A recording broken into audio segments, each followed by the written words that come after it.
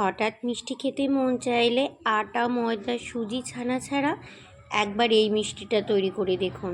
কথা দিচ্ছি এই মিষ্টিটা খেলে অন্য মিষ্টি খাওয়ার কথা ভুলেই যাবেন, এতটা মজার হয় খেতে। একদম সেরা সেরা মিষ্টি কিন্তু। নমস্কার বন্ধুরা, আমি মৌসুমি। আমার রান্নাঘর ছোট বৌমার কিচেনে আপনাদের সবাইকে অনেক অনেক স্বাগত। আমি আজকে আটা ময়দা সুজি ছাড়াই ভীষণ মজার একটা মিষ্টির রেসিপি আপনাদের সঙ্গে শেয়ার করব। হঠাৎ মিষ্টি খেতে মন চাইলে খুব সহজে মাত্র 5 মিনিটে কিন্তু আপনারা এই মিষ্টিটা তৈরি করে নিতে পারবেন। দেখতে যেমন সুন্দর আর খেতে কিন্তু হয় ভীষণই লোভনীয়, খুবই সুস্বাদু হয়। ভিডিওটা না টেনে শুরু থেকে শেষ পর্যন্ত দেখবেন, আশা করছি অনেক অনেক ভালো লাগবে। যে সকল বন্ধুরা এখনো পর্যন্ত আমার চ্যানেলটা সাবস্ক্রাইব করেননি, চ্যানেলটা সাবস্ক্রাইব করে আমার পাশে থাকার অনুরোধ রইল। তাহলে বন্ধুরা এখন আমি রান্নাঘরে যাব আর গিয়ে মিষ্টিটা তৈরি করা শুরু করব। মিষ্টিটা তৈরি করার জন্য আমি এখানে 10 টাকা প্যাকেটের 1 প্যাকেট পাউরুটি নিয়ে নিয়েছি। আপনারা চাইলে এর থেকে বড় প্যাকেটের পাউরুটিটাও এখানে ব্যবহার করতে পারেন। 4টে করে স্লাইস পাউরুটি আমি একসঙ্গে নিয়ে নিচ্ছি। এবার একটা ছুরির সাহায্যে এই ধারের অংশগুলোকে এইভাবে আস্তে করে কেটে বাদ দিয়ে দেব।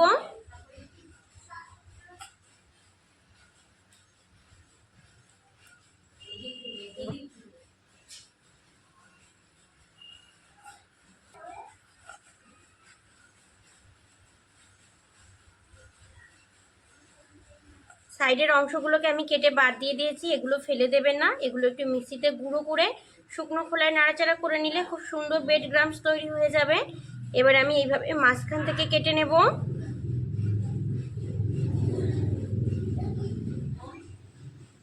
দেখুন মাঝখান থেকে কেটে নিয়েছি। এবার এইভাবে মাঝখান থেকে কেটে নেব।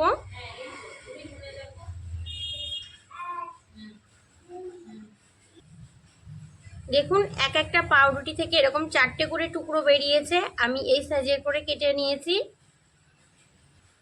কেটে নেওয়া পাউরুটিগুলোকে একটা প্লেটের ভেতরে আমি নিয়ে নিচ্ছি।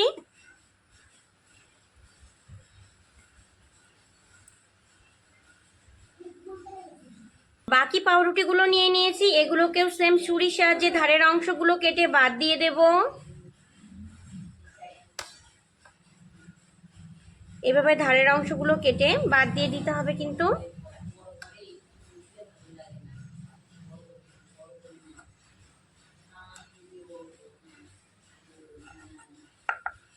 এবার মাঝখান থেকে আমি কেটে নেব। এবার এইভাবে ধরে আমি মাঝখান থেকে কেটে নেব। সমস্ত পাউরুটিগুলোকে আমি কেটে নিয়েছি আর সমস্ত পাউরুটিগুলোকে আমি প্লেটের মধ্যে নিয়ে নিয়েছি।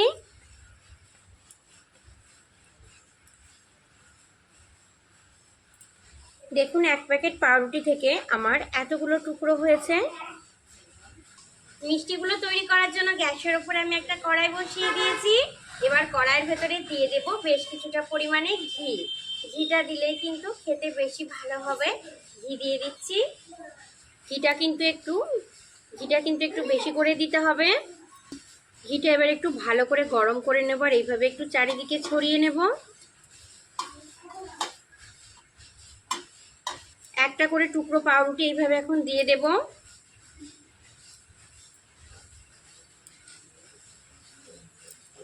এরকম ছড়ানো জায়গা হলে কিন্তু একটু বেশি করে একসঙ্গে ভেজে নেওয়া যাবে।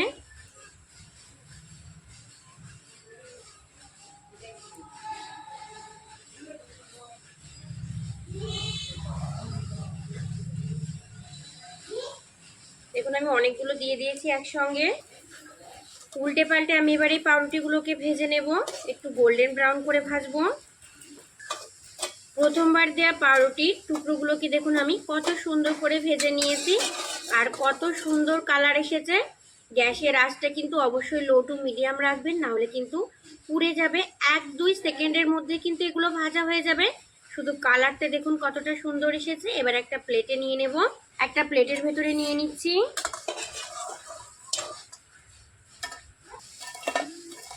বাকি স্লাইস পাউরুটিগুলোকে আমি দিয়ে দিচ্ছি। সেম একইভাবে আমি একটু উল্টে পাল্টে ভেজে নেব।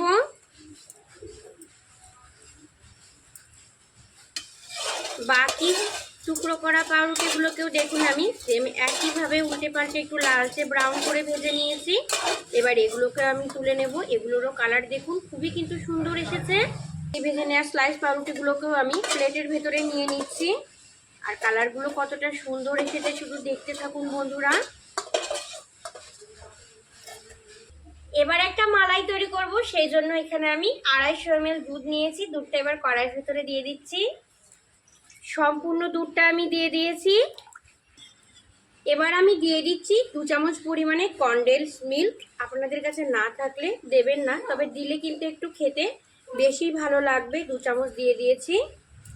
একটা বাটির মধ্যে কিছুটা উষ্ণ গরম দুধ আমি নিয়ে নিয়েছি। এই দুধের মধ্যে এবার আমি 2 চামচ ভর্তি দিয়ে দিচ্ছি গুঁড়ো দুধ। গুঁড়ো দুধটা দিলে কিন্তু খুবই ভালো হয় খেতে। এবার ভালো করে একটু নাড়াচাড়া করে মিশিয়ে নেব। দেখুন খুব সুন্দর করে মিশিয়ে নিয়েছি। এবার দুধের ভেতরে দিয়ে দিচ্ছি।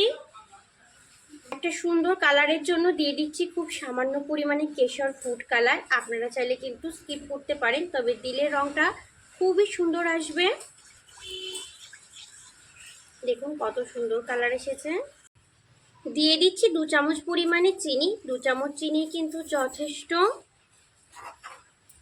এবার নাড়াচাড়া করে একটু ঘন করে নেব।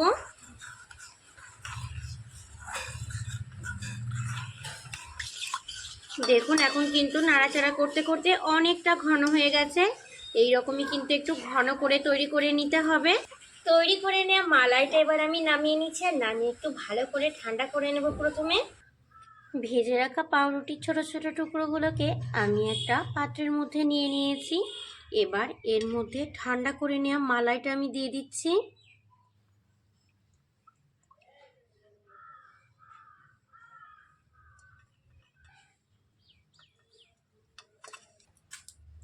উপর থেকে সামান্য একটু দিয়ে দিচ্ছি পেস্তা কুচি, খুবই অল্প দিচ্ছি। দেখুন দেখতে কতটা সুন্দর দেখাচ্ছে। একটা প্লেটের মধ্যে সাজিয়ে নিয়েছি। দেখুন দেখতে কতটা সুন্দর, কতটা লোভনীয় দেখাচ্ছে। হঠাৎ মিষ্টি খেতে মন চাইলে আটা ময়দা সুজি ছানা ছাড়া একবার এই মিষ্টিটা তৈরি করে দেখুন। কথা দিচ্ছি এই মিষ্টিটা খেলে অন্য মিষ্টি খাওয়ার কথা ভুলেই যাবেন, এতটা মজার হয় খেতে। একদম সেরা সেরা মিষ্টি কিন্তু। এবার আমি একটু খেয়ে দেখব কেমন হয়েছে।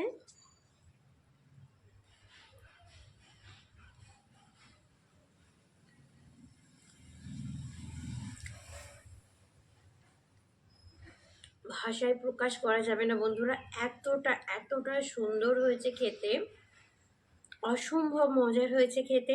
অবশ্যই যেভাবে দেখালাম একবার ট্রাই করবেন, দারুণ লাগবে কিন্তু খেতে। হঠাৎ মিষ্টি খেতে মন চাইলে একবার এইভাবে তৈরি করে খাবেন, কথা দিচ্ছি খুবই ভালো লাগবে। আমার আজকের তৈরি আটা ময়দা সুজি ছাড়া এই মিষ্টির ভিডিওটা যদি ভালো লেগে থাকে অবশ্যই ছোট্ট একটা কমেন্টে জানাবেন। ভালো থাকবেন আপনারা সবাই, সুস্থ থাকবেন। আজ এই পর্যন্তই, টাটা।